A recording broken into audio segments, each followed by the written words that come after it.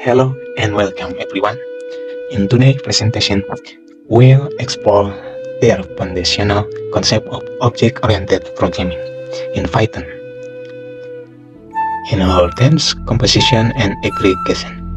These principles are key to building clean, maintainable, and scalable code. Whether you're just starting with or want to refine your understanding. This session will break everything down with clear examples and real-world analogies. Let's get started.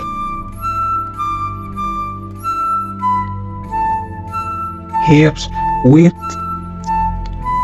what we'll cover in this presentation. First, we'll dive into each concept individually, starting with inheritance, then composition, and finally aggregation. After that, we'll look at how each of them is implemented in Python, compare their structures and use case, and finally close with some practical guidance to help you close the right approach in your own project.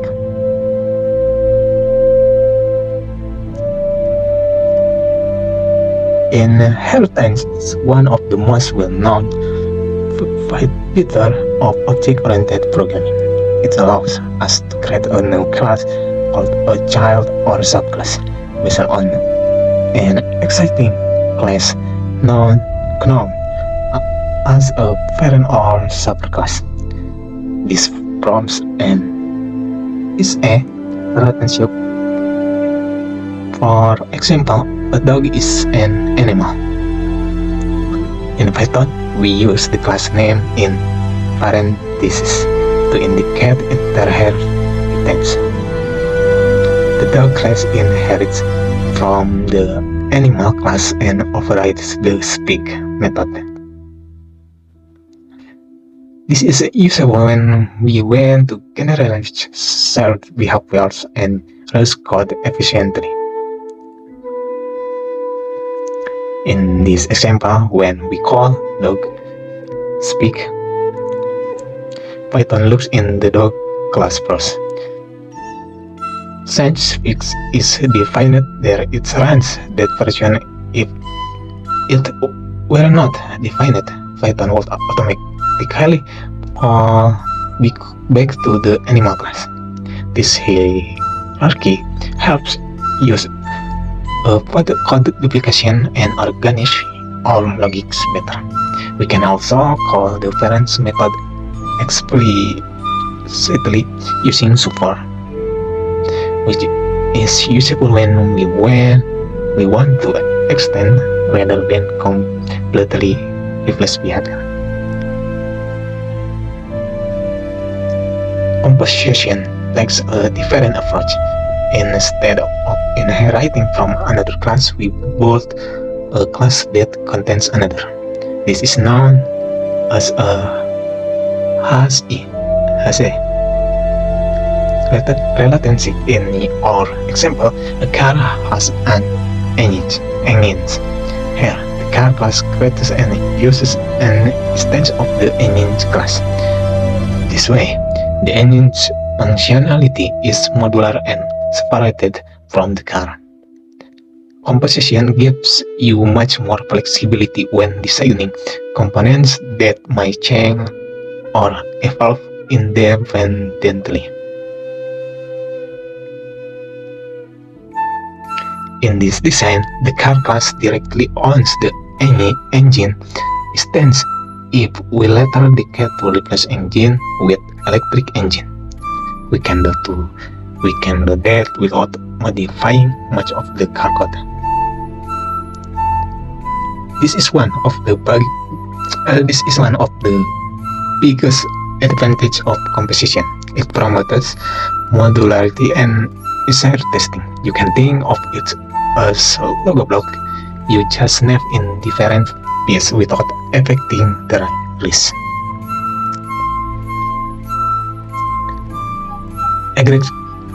Aggregation is similar to composition, but with a key difference. The object that is used, such as the engine, is created outside the main class and then passed.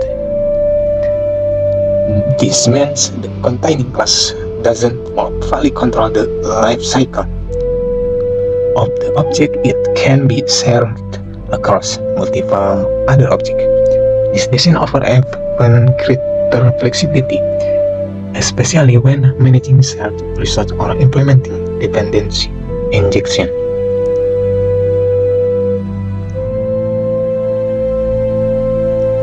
In aggregation, the engine object could be used by multiple car instances, or it could even exist on its own.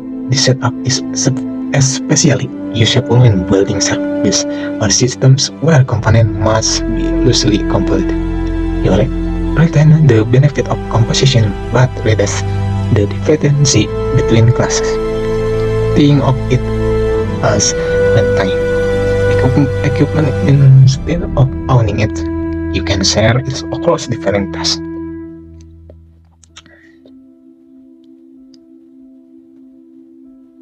Here, a quick summary of out there. Inheritance is best for clear logical hierarchies but can make system rigid if overrushed. Composition gives us better flexibility and encapsulation. Aggregation offers the highest level of flexibility by allowing objects to stay loosely coupled. When designing software, it's important to understand which structure suits your use case. There's no one-size-fits-all approach.